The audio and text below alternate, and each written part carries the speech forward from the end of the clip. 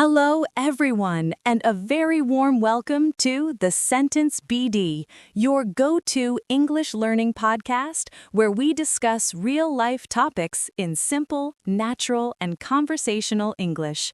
I'm your host, and I'm absolutely thrilled to be here with you today for our very first episode.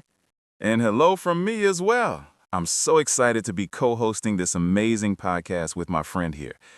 We created this podcast with one simple goal in mind: to help you improve your English while discussing topics that actually matter in your daily life. Exactly. We're not going to bore you with grammar rules or complicated vocabulary lists. Instead, we're going to have real conversations about real topics, just like two friends talking over coffee. And today's topic is something that I think everyone can relate to: our dreams and ambitions. Yes, dreams and ambitions. What do these words even mean?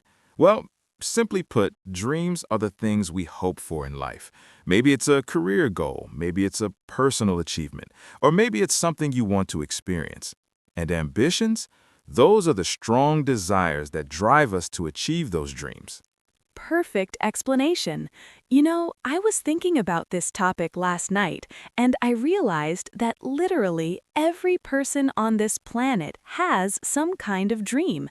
It doesn't matter if you're rich or poor, young or old, from Bangladesh or from Brazil. We all have something we're hoping to achieve. That's so true, and I think that's what makes this topic so universal and relatable. Some people dream of becoming doctors or engineers.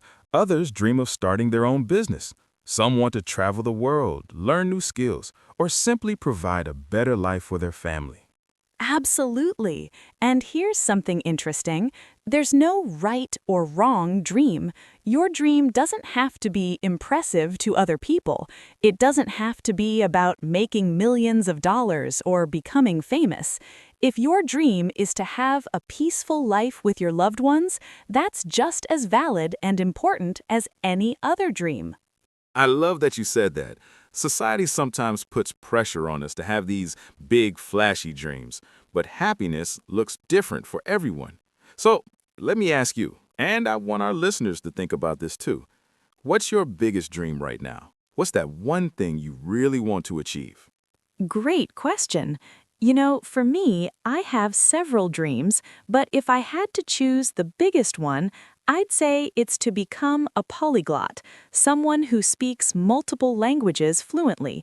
Right now, I speak Bengali and English, and I'm learning Hindi, but I want to learn Spanish, Arabic, maybe Japanese someday.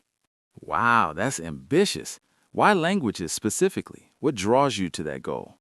Well, I think language is like a key that unlocks entire worlds. When you learn a new language, you're not just learning words and grammar, you're learning about culture, history, and different ways of thinking. Plus, imagine being able to communicate with people from all over the world in their own language. That's incredibly powerful. I completely agree. And that's actually connected to my dream as well. I've always wanted to make a real, tangible impact on young people's lives in Bangladesh. I see so many talented, intelligent young people who don't have access to quality education or opportunities. My dream is to create something, maybe an online platform or a mentorship program that helps bridge that gap. That's such a beautiful and meaningful dream. And you know what I noticed? Both of our dreams involve helping others in some way. I want to use languages to connect people, and you want to help young people access education. I think when your dream has a purpose beyond just yourself, it becomes even more powerful and motivating. Exactly. It's about legacy, right? When we're old and looking back at our lives, we want to know that we made a difference. But let's be honest with our listeners here. Achieving our dreams isn't easy, is it? In fact, it can be really, really hard. Oh my goodness, yes. If achieving dreams was easy, everyone would be living their best life right now. But the reality is that there are so many obstacles, so many challenges that get in our way. let's talk about some of these obstacles because I think our listeners are facing them too. Good idea. So, what do you think is the biggest obstacle that stops people from chasing their dreams? I think fear is number one. Fear of failure, fear of judgment, fear of rejection, even fear of success sometimes. Let me give you an example. Maybe someone dreams of starting a YouTube channel, but they're afraid people will criticize them, or they're afraid they won't be good enough. So instead of trying, they just don't. They let that fear paralyze them. That's so relatable. I felt that fear myself. Before we started this podcast, I had all these doubts in my head. What if people don't like it? What if my English isn't good enough? What if we fail? But then I realized if we never try, we've already failed. The only way to know if something will work is to actually do it. Exactly. And you know what? Even if we fail, we learn something valuable. Failure isn't the opposite of success, it's part of success. Every successful person you admire has failed multiple times. The difference is they didn't let failure stop them. Such an important point. Another big obstacle I see is lack of time. People say, I'm too busy with work, or I have family responsibilities, or I'll start when I have more time. But here's the truth. There's never a perfect time. We have to make time for what matters. Yes, and related to that is the obstacle of resources. Some people think, I don't have enough money to start, or I don't have the right connections, or I don't have access to the resources I need. And while it's true that resources can help, they're not always necessary to start. Absolutely. Let me give an example. If your dream is to become a writer, you don't need expensive equipment. You just need a pen and paper or even a notes app on your phone. If you want to learn a new skill, there are thousands of free resources online. YouTube itself is a massive free university. Great point. Another obstacle is what I call the comparison trap. We look at other people who are already successful and we compare our beginning to their middle or end.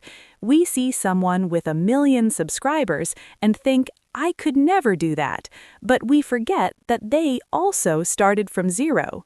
Oh, the comparison trap is so dangerous. Social media makes it even worse, right?